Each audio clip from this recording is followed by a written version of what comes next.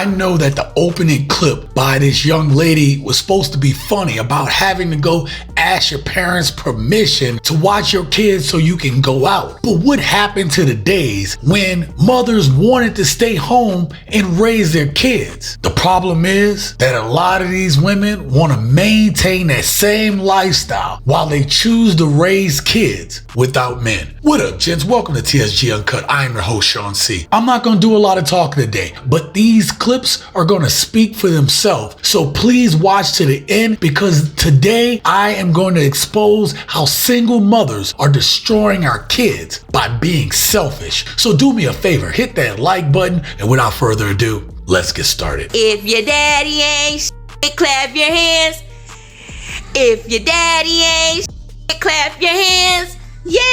I understand that some of you women have had problems with your baby daddies that you chose to lay down with, but no matter how bad it is between you and that man, you should never bash your kid's father in front of him. Too many women do this and cause irreparable damage to their children. But let's continue. We have adopted some wrong standards. We are judging our men many times by the wrong value system. We are using his children sometimes against him. We have been told that the only benefit that a black man provides in a home is money. And if he does not give us money to take care of those kinds of financial provisions, that he has no value. And what my research has proven to me is that a black man, any man in any home, provides much more than financial support. I mean, there's so many other values. And these values are the ones that are missing in our children today. Since money has been used as the measure, many times if a black man does not have money to give us, we won't even let him see his children. We won't let him spend any time with it because he does not give us whatever the child support is. And I'm not saying that we don't need money to raise a child, but I try to explain to black women that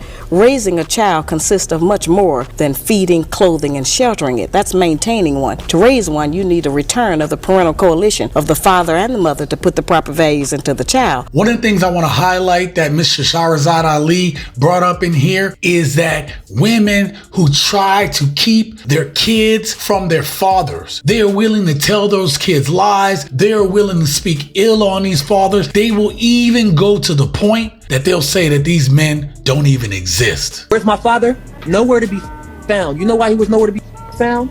Because I just got a relationship with him a few months ago. Because my mom told me my dad wasn't to keep me away from my dad. I'm 26, bro. My mom kept me away from my dad for 26 years. You know what kept me away from him? My mom told me that my dad said I was a mistake and kept me away from my father. This been looking for me since I was a kid. Been looking for me. Can you imagine all the kids out there who got a ass mom telling them their daddy ain't, but the daddy looking for him? I finally talked to my dad. He's a good dude. My mom told me my dad has not paid child support since I was a kid. I finally meet this. He has an envelope full of fucking shit proof showing he been paying child support. He told me, he said, your mom is a lying, manipulative.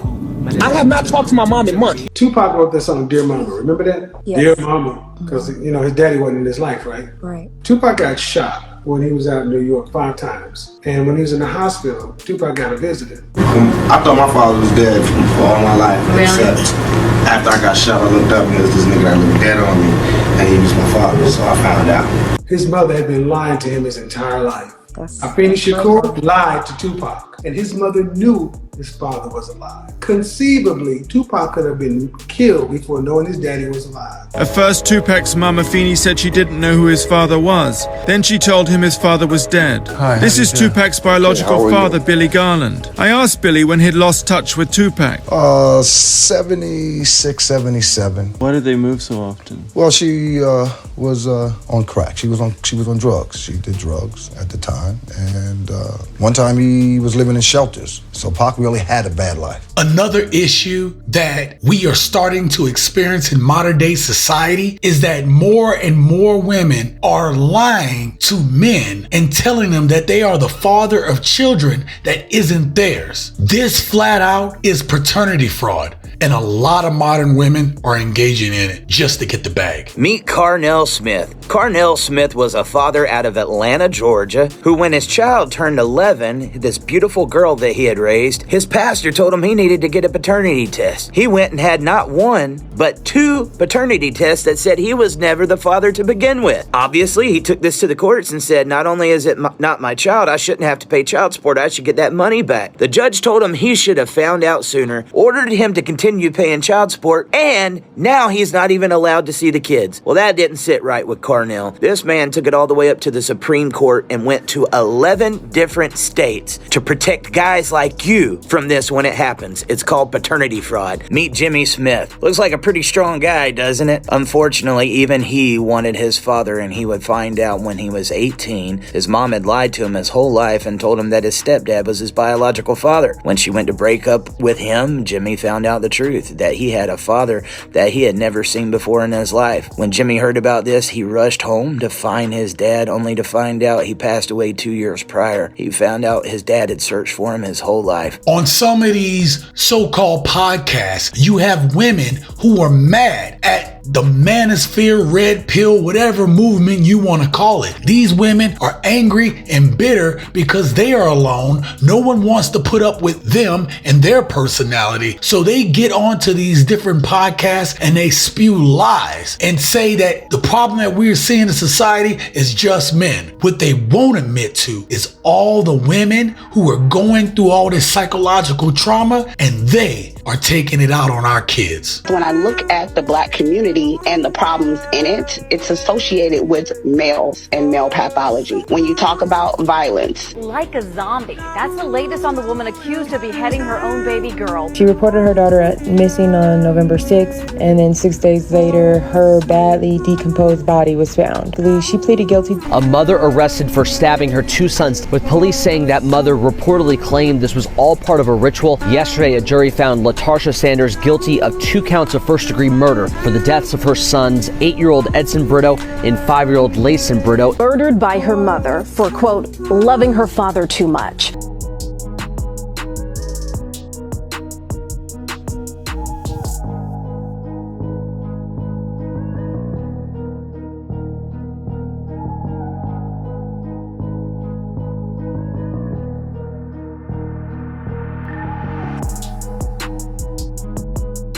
Every single problem that is happening in the Black community, you point to the males and then you have the culprit. Be careful, gents, of the lies that these people are trying to spread. Again, you have a bunch of bitter women who won't look at the facts, and they will spew emotions and make them try to be facts. But if you want to know what the real deal is about why it is important to have fathers in the household, check this out. You gotta hear this.